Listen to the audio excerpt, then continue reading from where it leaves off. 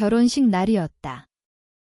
하얀 드레스를 입은 내가 아버지의 팔을 잡고 버진 로드를 걷는데 피로 연장 마이크를 아버지가 직접 잡았다. 이 결혼은 인정할 수 없다.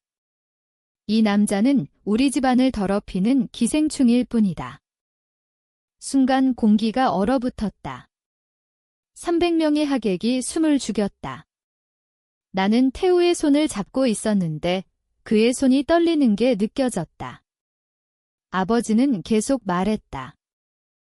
지연아, 지금이라도 늦지 않았다. 이 남자를 버리고 집으로 돌아와라. 그렇지 않으면 너는 오늘부터 한 그룹의 딸이 아니다. 나는 대답하지 못했다. 목이 메어서. 대신 태우가 앞으로 나섰다. 회장님, 저는 지연 씨를 진심으로 사랑합니다. 아버지는 비웃었다. 진심. 가난한 놈의 진심은 늘 돈으로 끝나지. 그날 나는 모든 것을 잃었다. 상속권, 집, 카드, 심지어 어머니의 전화번호까지 차단당했다. 아버지는 정말로 실행했다. 결혼 이틀 만에 변호사가 와서 서류를 내밀었다. 재산 포기 각서.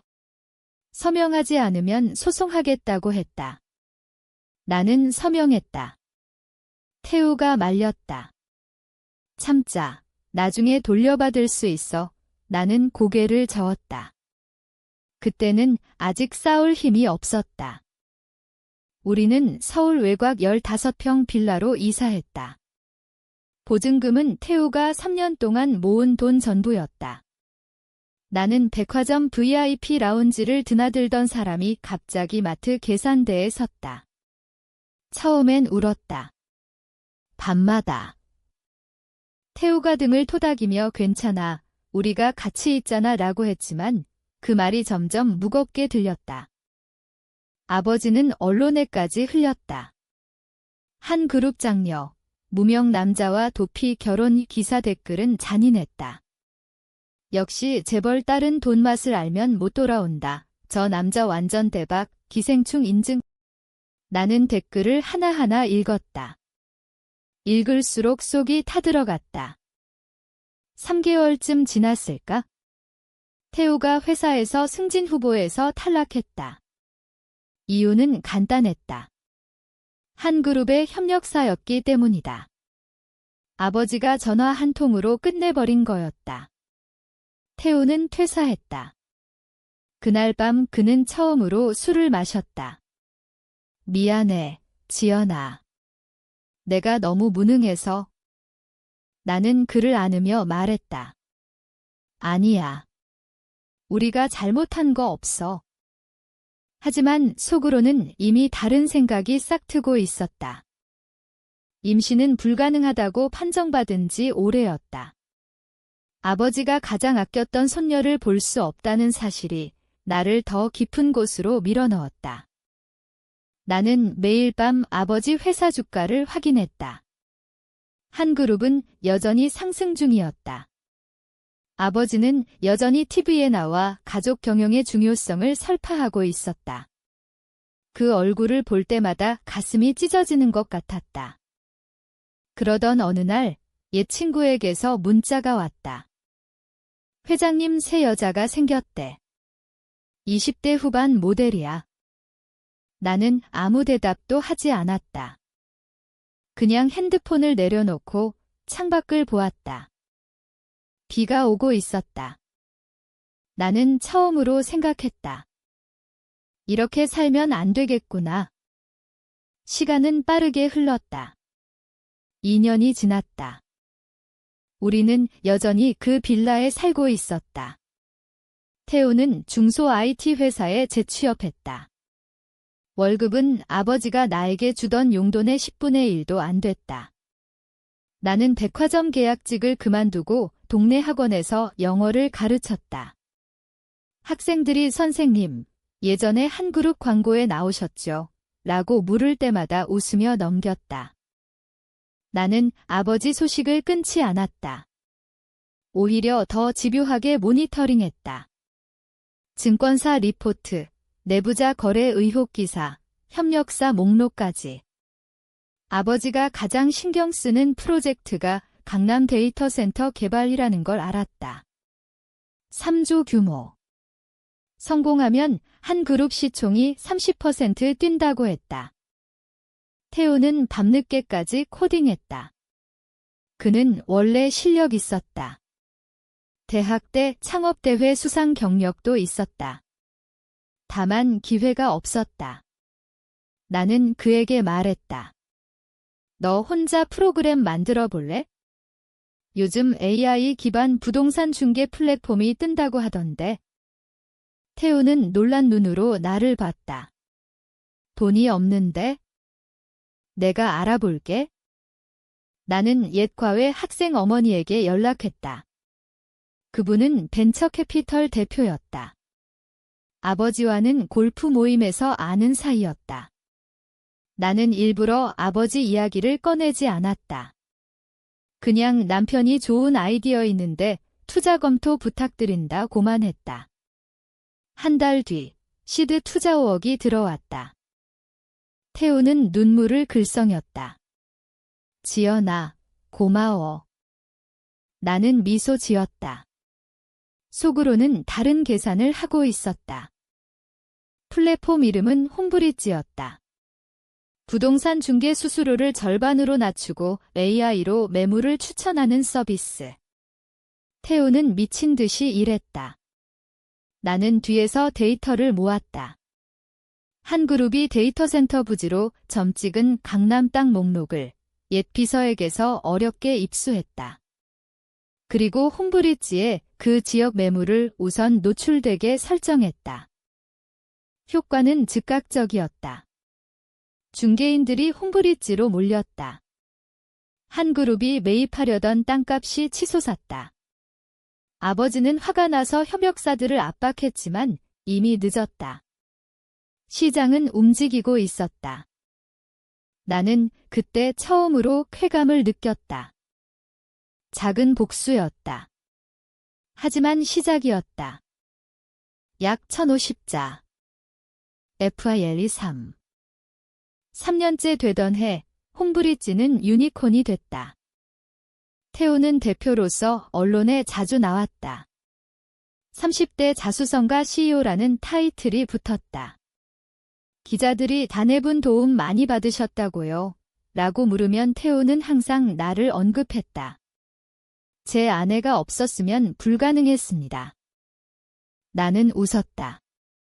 겉으로는 사실 나는 점점 더 깊이 개입하고 있었다.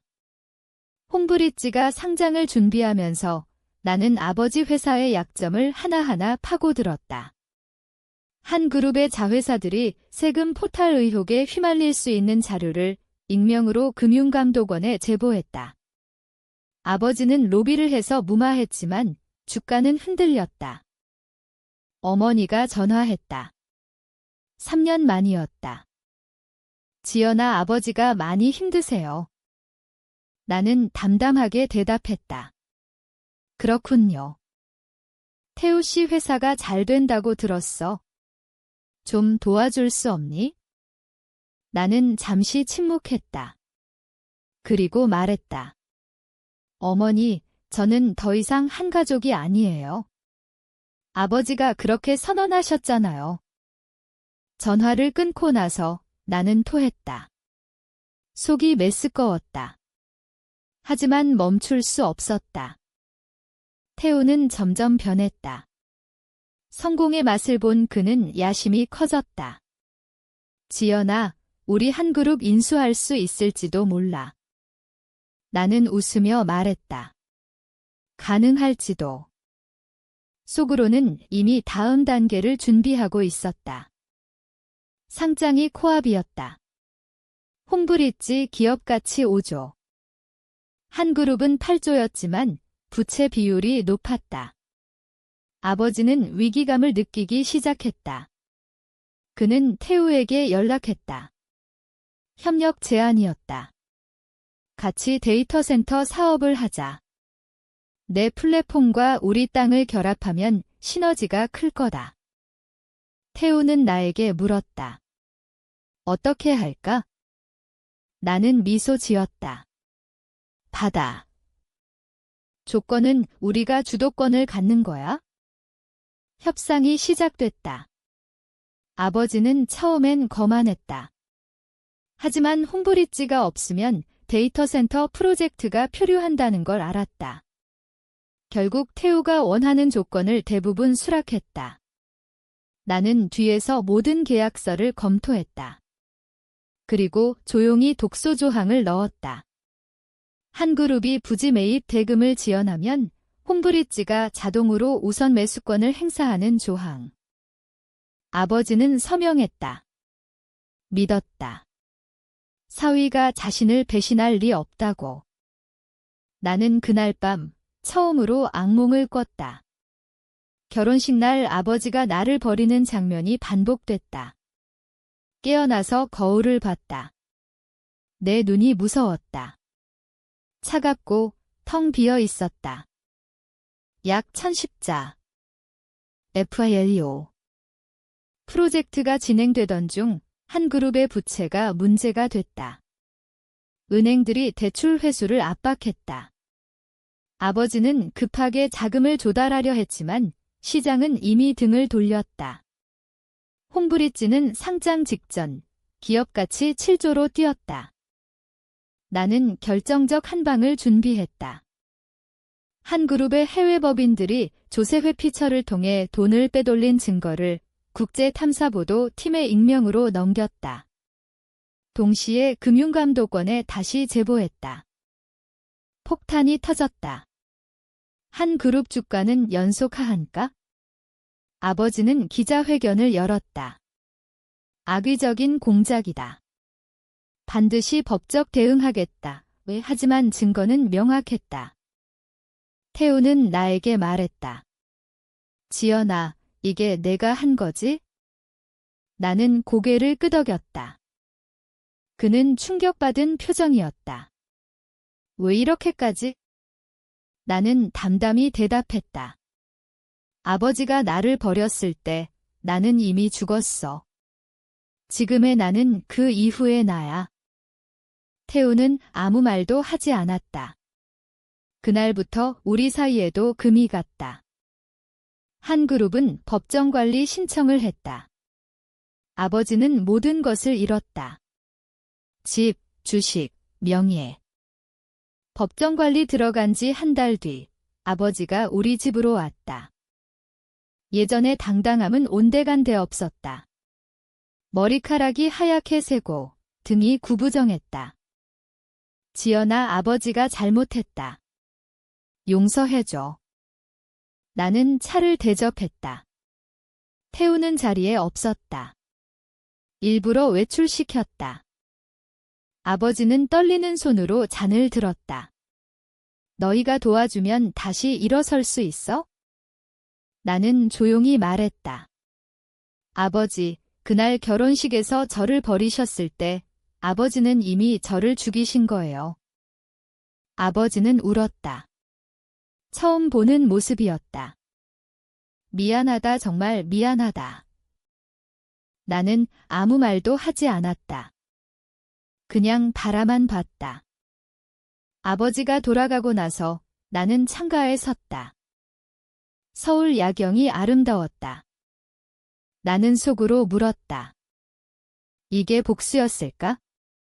아니면 내가 아버지를 닮아버린 걸까?